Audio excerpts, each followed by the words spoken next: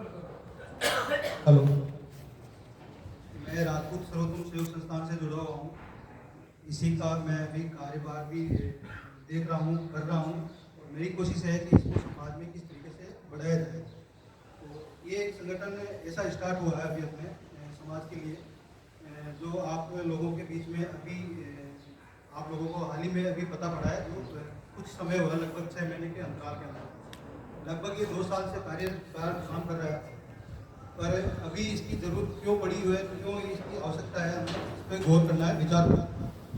और राजपूत सर्वोत्तम सहयोग संस्थान एक ऐसा संस्थान है जो समाज का समाज के लिए और समाज के द्वारा ही प्रायोजित है, और ये निरंतर कार्य कर रहा है। और इसकी जो भावना है, जो एक भावना ये है कि समाज को किस तरीके से आपस में छोटे छोटे सहयोग से जोड़ा जाए। और ये जो जब आपस में जुड़ेंगे सभी लोग छोटे छोटे सहयोग से, तो अपने समाज में एक बड़ी चेतना, जन जागृति, सभी इसमें भागीदारी सबकी सुनिश्चित हो सकती है।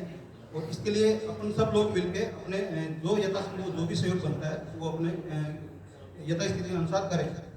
और अभी जो संस्थान के माध्यम से लगभग 87 परिवार को ये सहयोग संस्थान के माध्यम से आप सभी लोगों के द्वारा प्रदान किया गया है। ये लगभग 2 करोड़ और 15 लाख से समथिंग इसके ऊपर नीचे चल रहा है।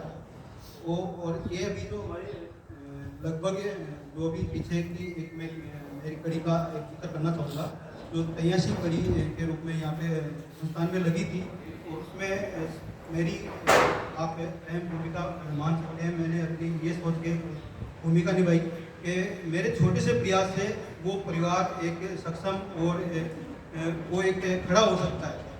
वो परिवार था अपने अंगारों परिवार था राजपूत सरकार के, और 6 बच्चियाँ थी उनके। और पहले तो हनुमान सिंह जी थे जो वो गुजर चुके थे, और जैसे वो गुजरे कि 3 दिन के अंतराल के अंदर उनकी पत्नी भी उनका भी देवलोक में सिधार गए थे। तो वो परिवार एकदम से अनाथ की स्थिति में चला गया था, 6 बच्चे। अब 6 बच्चों के कोई नहीं था, और ये ऐसी स्थिति थी जैसे ये सभा रखी हुई है, तो 12 दिन की सभा चली थी, तो उसमें गिने चुने लोग वहाँ पे पधारे थे। और मेरे को ये जिक्र ये इस घटना का मेरे को लगभग 4-5वें रोज के मेरे को लोकल स्तर से मेरे को मिल गया थी सूचना।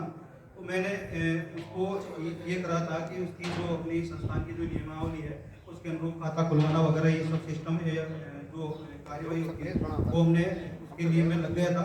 और 12 दिन जैसे कंप्लीट मैं जाने लगा था, 2 दिन के लगभग, तो बोले कि जो अभी ये तो अभी पॉसिबल नहीं होगा, जो भी आप करना चाह रहे हो तो आप इसके 2-3 दिन अंतराल, जैसे 12 दिन खत्म होते हैं उसके बाद में ये कार्रवाई करते हैं।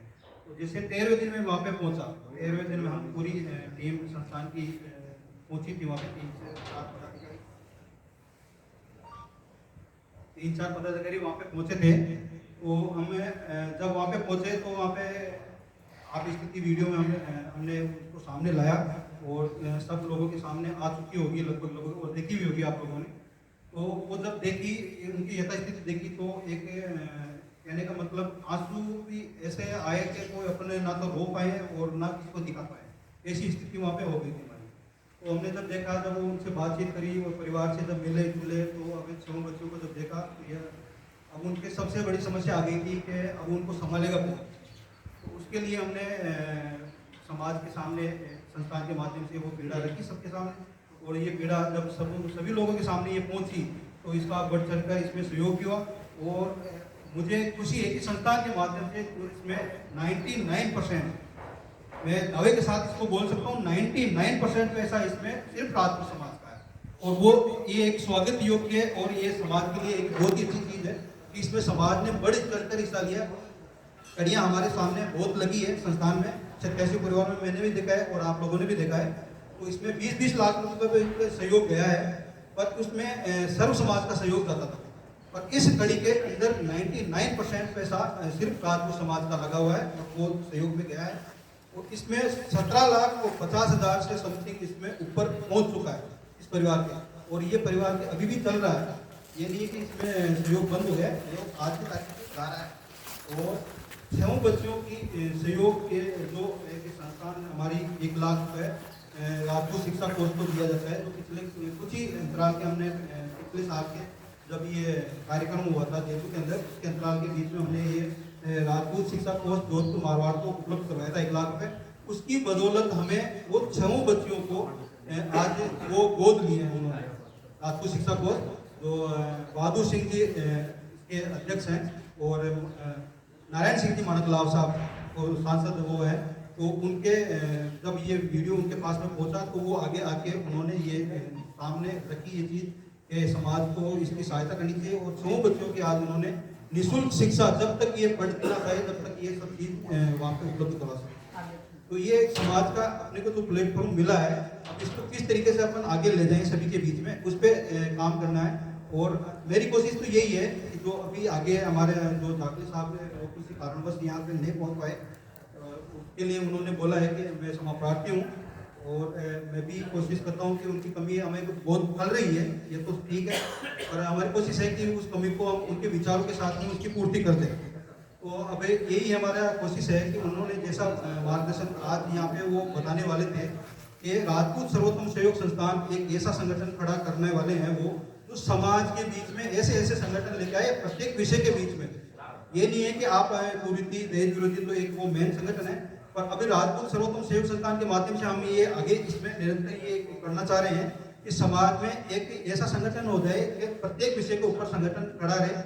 उसके क्रम में हमने अभी 2-3 संगठन अभी स्टार्ट कर चुके हैं, जिसमें एक हमारा ये है एक शिक्षा को लेके प्लेटफॉर्म बन चुका है लगभग, और उसमें आगामी जो राजपूत जो पुलिस की एक वैकेंसी आ रही है 10,000 के समथिंग ये वैकेंसी आ रही है, तो हमने एक निर्धारित करा है कि 500 से लेके 1000 बच्चे उसमें किस तरीके से हम उसमें पुलिस की भर्ती के अंदर इन्वॉल्व करते हैं, जिससे वो समाज का प्रतिनिधित्व करें।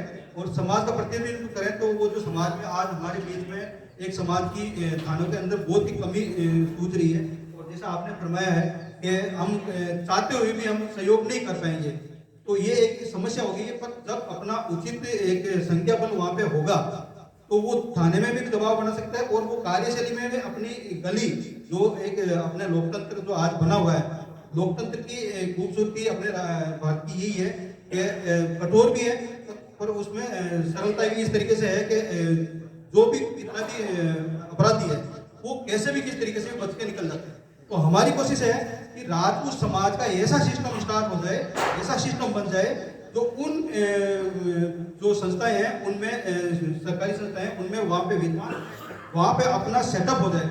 इस तरीके से सेटअप हो कि वो जो कागजी कार्रवाई है उस कागजी कार्रवाई के तहत अपन समाज को अपन किस तरीके से भला कर सकें, किस तरीके से वो अपन लाने दें, उस तरीके से हम काम करना चाह रहे हैं। और आप सभी लोगों के बीच में ये भावना रखना चाह रहे हैं हम कि ये राजपूत सर्वोत्तम सहयोग संस्थान एक ऐसा संगठन अभी आगामी जो इसका पड़ाव होने वाला है वो इस तरीके से आने वाला है कि ये समाज में हर तरीके से इन्वॉल्व होगा और समाज को सीधा डायरेक्ट इसमें सिर्फ देना ही देना है, लेने के कोई इसमें ऑप्शन नहीं है। ये आप सभी को लोग वो सोच सकते हैं कि इसमें लेने वाला समाज का फायदा उठा सकता है। बाकी व्यक्तिगत जो मैं कहूँ कि मैं उनको फायदा दिए तो मैं इसमें समाज के माध्यम से फायदा ले सकता हूँ, पर व्यक्तिगत में किसी बात करके वैसा सिस्टम इसमें नहीं है। इसमें सभी का